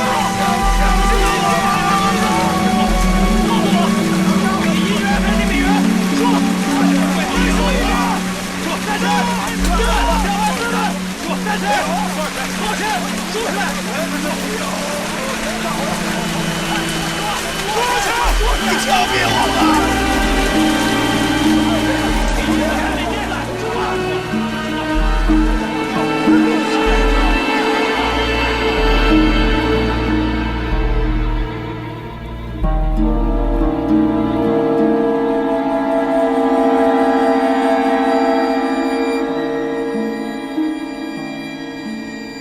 照徐局长刚才说的，320万美金就是3200个人。这账怎么查也查不出这个数来。你这也就是个说法。人跟人身价不一样啊。马汉山这个人怎么也值50万吧？你民调会一个科长至少也得值5万。还有北平其他部门一些人，你军方一些人，1万、2万、10万、8万，你身份不等，要往死追，就能追出320万。为什么一定是320万？刚才我向央行问清楚了，这次美国人停止援助啊，还有一个重要的原因，这些人竟贪得昏了头，竟将美国驻华公司应得的1700多万的利润给侵吞了。美国驻上海的公司就抓住像75学潮这样的事件，点了北平方面的名。指出驻北平民调会就侵吞了他们320万。司徒雷登对国府本就成见极深，抓住美国驻华公司的指控，再向华盛顿一报告，美国政府还不停止了援助啊！两头起火，先灭大的吧，追出320万。给美国驻华公司。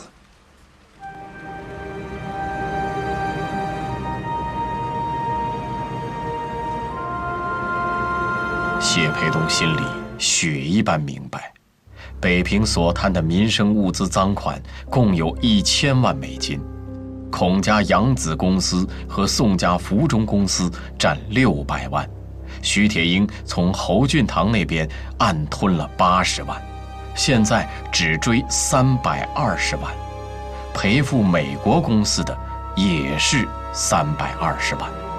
孔宋和徐铁英他们的680万，恰巧都可以不追了。身为中共地下党员，潜伏在金融战线，他不信什么天命，但这种巧合也使他不得不暗自心惊。国民党政权的气数确实尽了。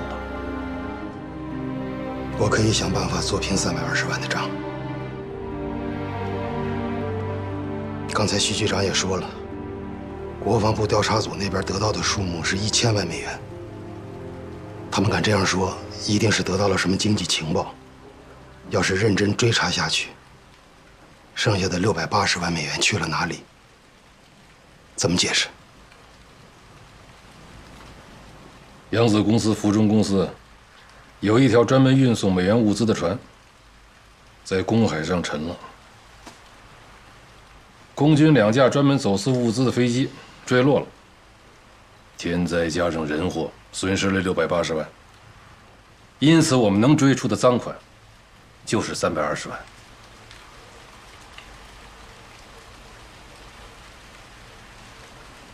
行长，我争取做平320万的账。至于追回现金，那就是徐局长的事了。好，我立刻向叶局长、陈部长通陈立海，请方行长立刻通过央行总部向宋先生、孔先生说明情况。我们2方面同时呈报总统，总统一定会权衡利害，阻止国防部办案。这样孟敖呢，也就解脱出来了。等南京的指令一到，我立刻将人犯押解至警察局审讯。关键是谢乡里要尽快做平这320万的账。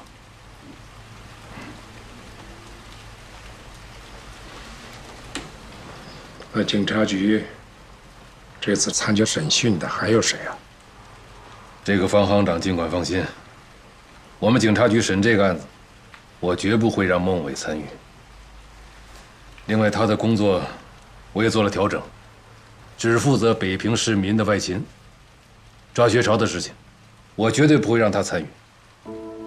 徐铁英这番安排，使方不停对他的看法终于有了转变，一直冷冷的脸色浮出了和颜。这个人虽然贪婪心黑，到底还懂得同船共渡。一口一声解脱孟敖自然是鬼话，可主动解脱孟维却是人情。费心了。就按徐局长说的办吧。裴东，送徐局长。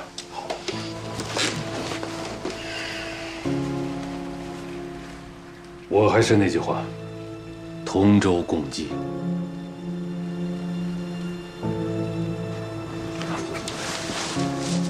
时间紧，告辞了。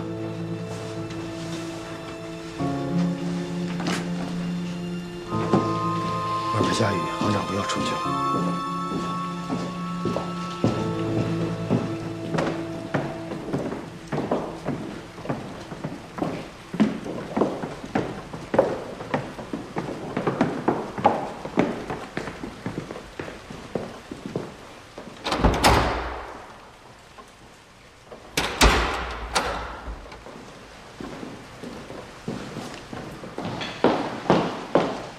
身子不要紧吧？不要紧。咱们回房间去吧。怎么了？木兰又哭了？是孟伟，他要走。我已经跟他谈了一阵子了。你们在谈事，我就没好告诉你。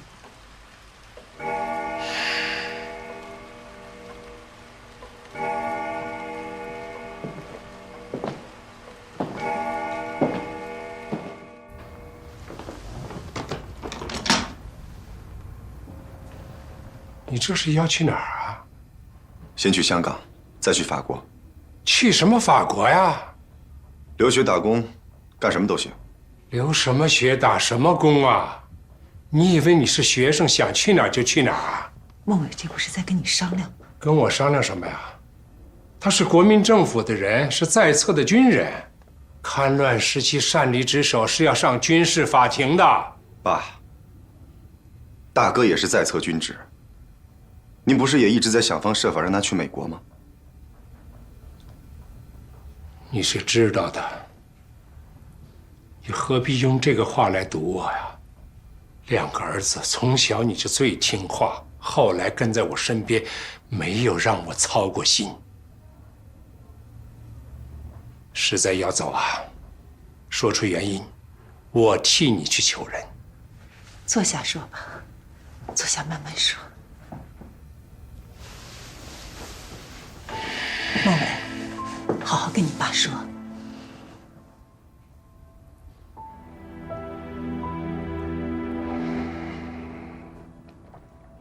在重庆，我念完初中要接着读高中，您却要把我送去三青团中央训练班，我实在是不愿意去。您摔了杯子，那天晚上，我只能一个人在房间里流泪。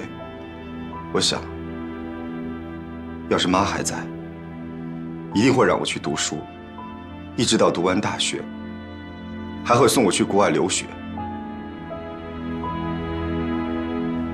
谁叫我没有了妈呢？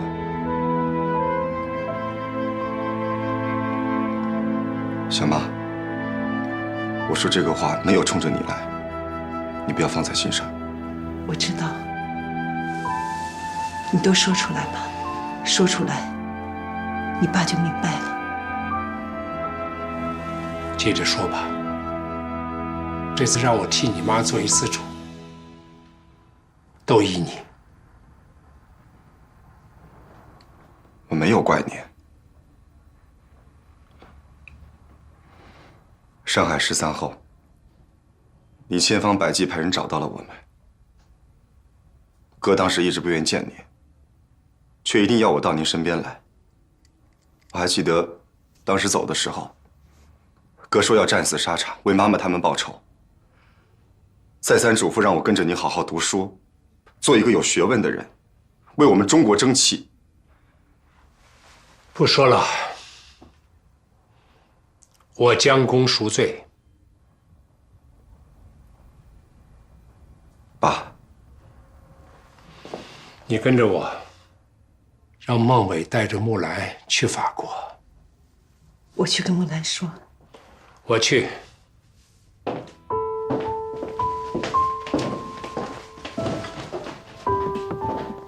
木兰。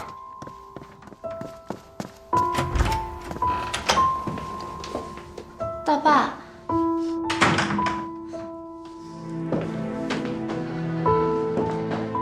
大爸脸上长什么了？让你这么看着，也不让大爸做。大爸，你坐。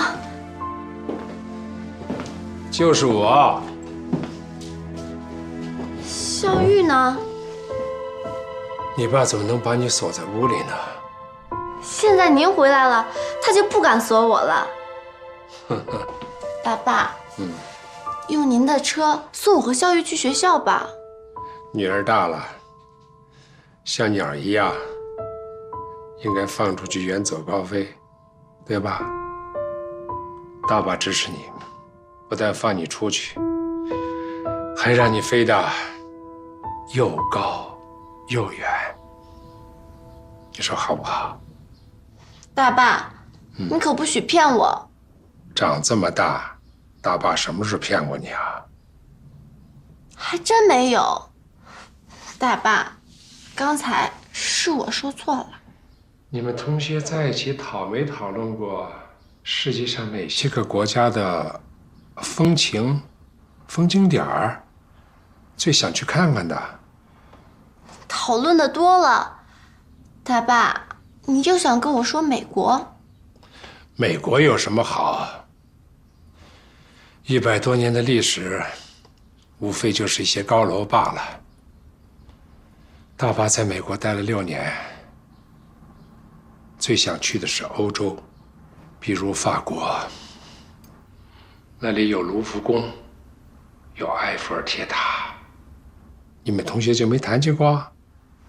大爸，你这是想送我去留学？不好吗？当然不好了。也不是不好，我大学现在还没有毕业，要去也不能是现在啊。这不成问题的。大爸有同学在法国巴黎大学做教务工作，把你转到那里上完大学，接着读硕士。你们是不是都商量好了要一起赶我出去？不用你们赶，我现在就走。木兰，不许这样子。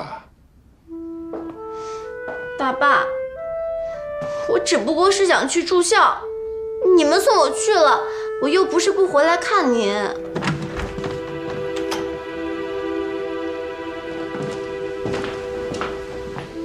不要再说了，行长，回去休息吧。好好说。还说什么呀？暑假期间非要住校，就是想和那些同学出去胡闹。出去吧，行长，我要锁门了。我想住到肖玉家去，怎么就是胡闹了？肖玉呢？肖玉回家了。出去吧，行长，我要锁门了。你锁门，我就从窗上跳下去。你不是我爸爸，我也从来没有爸爸，只有封建家长。我再也不受你的压迫了。木兰，怎么能这么样跟你爸说话？好，我不说了。你们说吧，让不让我出去？不是要出去吗？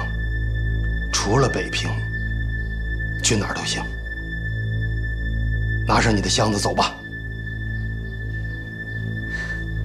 去哪儿？火车站。你去哪儿，我都派人送你。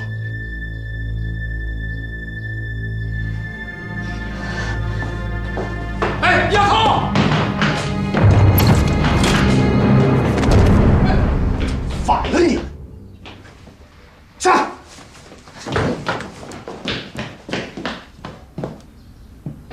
不要这样，不要这样，行长，你不要再说话了，行不行？国父，把木兰放开。木兰是学生，学生就应该去学校。你们不让他去学校是没有道理的。国父，把皮箱给我。长辈的事，你不要往里掺和。姑爹，就听孟伟的吧。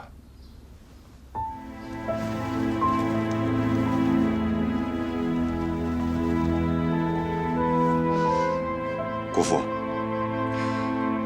我现在就是在请求你们，请你们不要再剥夺我们儿女的自由了。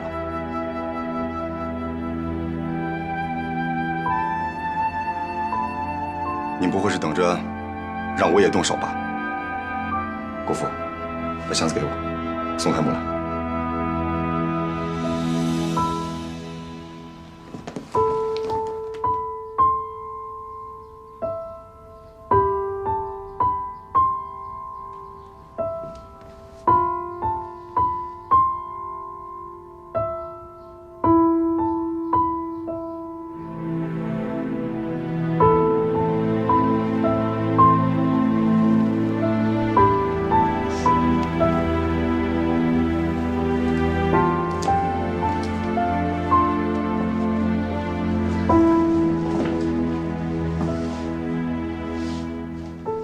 去里面洗个脸，我开车送你去学校。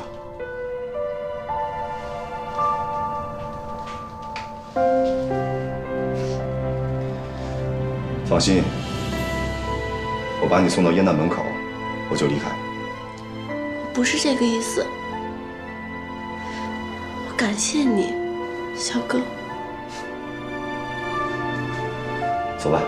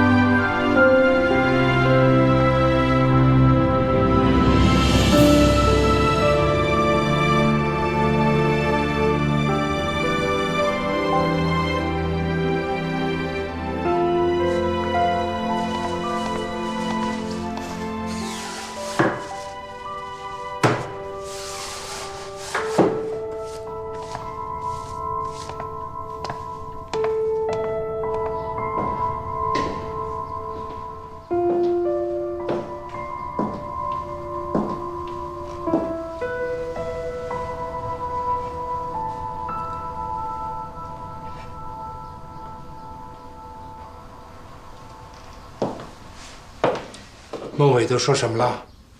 倒是说了几句。说吧。嗨，都是些气头上的话。说了一句“国破家亡”，还有一句“走投无路”。裴东。咱们去给宋先生、孔先生的办公室挂电话。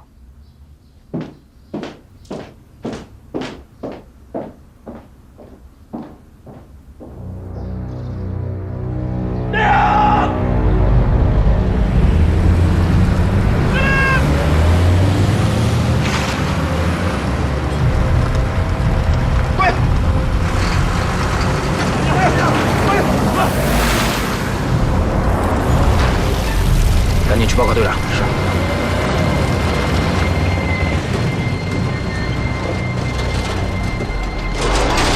快，加油！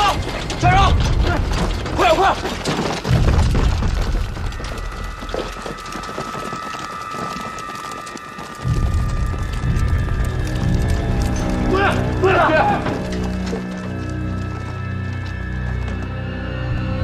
站起来！给我蹲下！蹲下！来人！都别动！我看谁动！别动！把他们枪都给我下了！我看谁动！都不要动！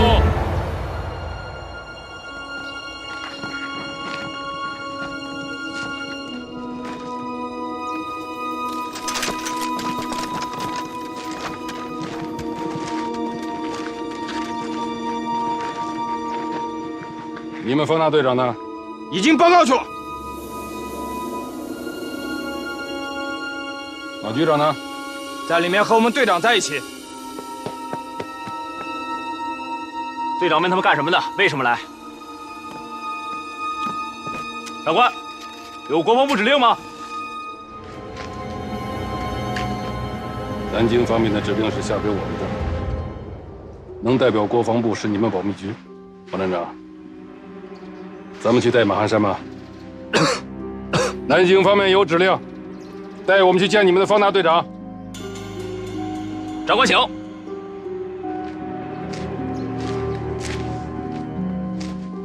哎，长官们的事儿，你们跟着去干嘛？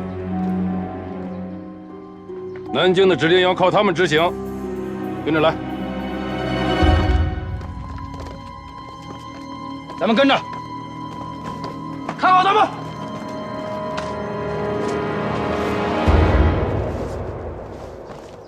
王秘书，这到底是怎么回事啊？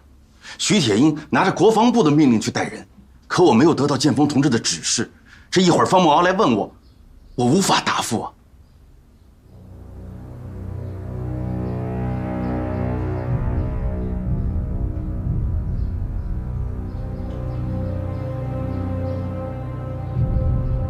那好，王秘书，我就守在电话机旁，一有消息，请尽快联络我，谢谢。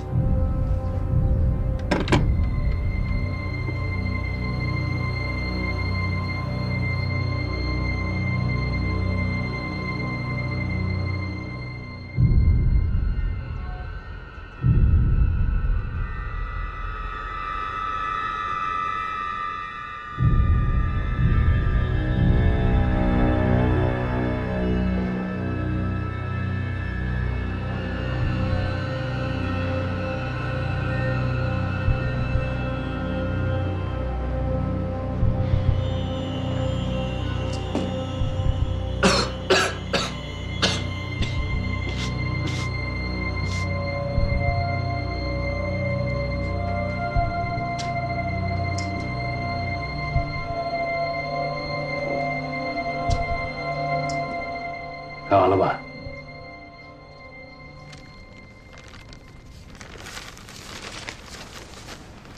陈长武，到，搬2把椅子进来，给2位长官坐。是。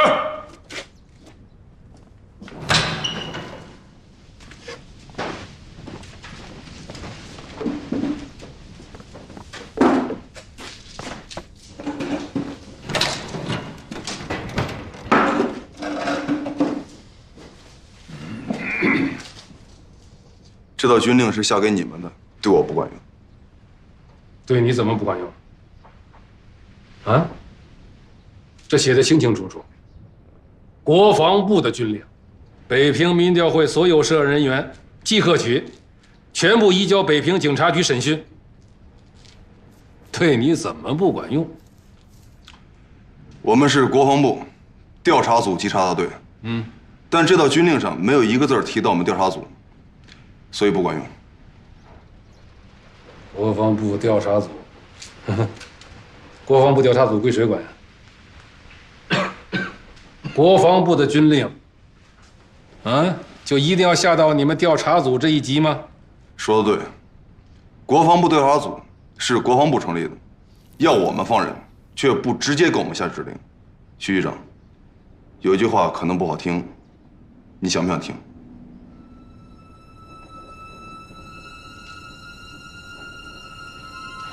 你说，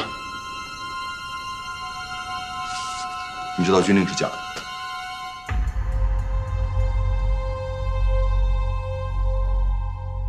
方大队长，开玩笑呢，玩笑可没有你这么开的。国防部的军令，谁敢造假呀？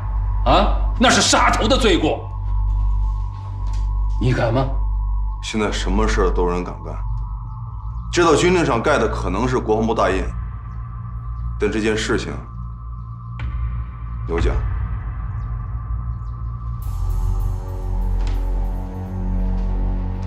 那好，电话就在那儿，你可以立刻给你们曾督察打电话，你可以去问，好不好？我执行任务，从来什么话都不问，上面让我干什么会直接跟我说的。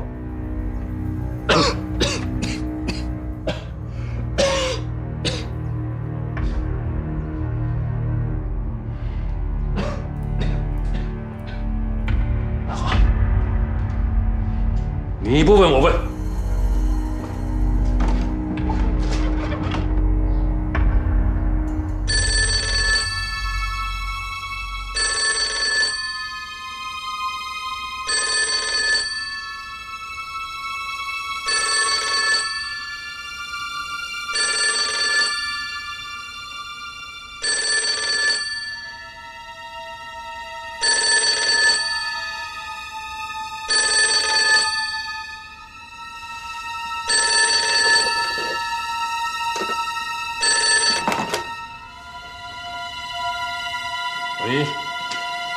喂，曾督察吗？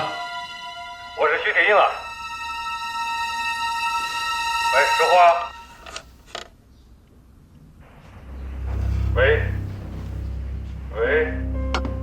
喂，曾督察。喂，先讲话。喂。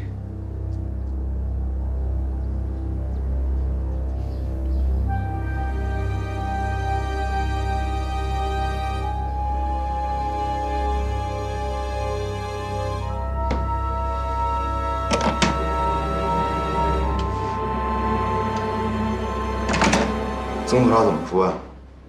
哼，问他一下是给他面子。按规矩，我完全可以不理他。这个军令上有国防部的大印，还有主管的秦司长的亲笔批文。方大队长，我们从来没有难为过你，也希望你不要难为我们。那我们怎么做才不算难为你们？王站长也在这儿，他也接到了国防部保密局的命令，请将马局长还有门外的那些民调会的人，马上移交给我们。马局长，马副主任，你愿意跟他们走吗？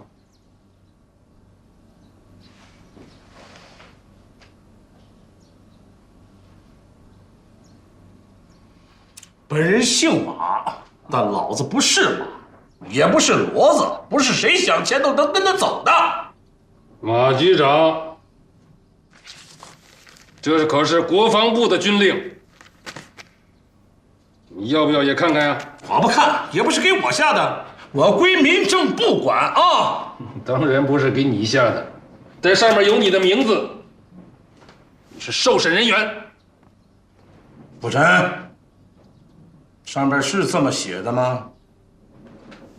老站长，您知道，我不是那种无事惹事的人。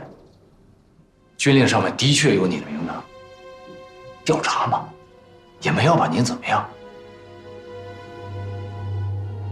不成，你还很年轻啊，接了我的班儿，我教你一句。他们今天会这样对我，明天就会这样对你。马汉山，把你那套老江湖收起来！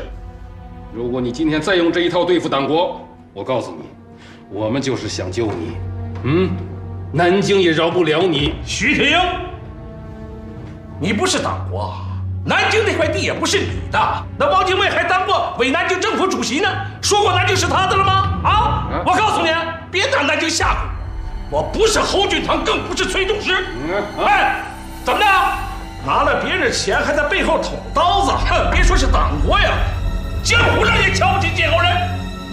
哼，你咬牙切齿干什么？想吃了我呀？今天方大队长就在这儿，侯俊堂、崔中实2条人命究竟死在谁的手？啊？哼！你西明镜是？哈哈！来人！执行任务，请你们让开。你给我站那儿！让开！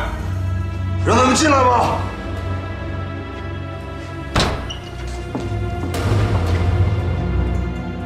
方大队长，马汉山我们是一定要带走的，请你谅解。带走。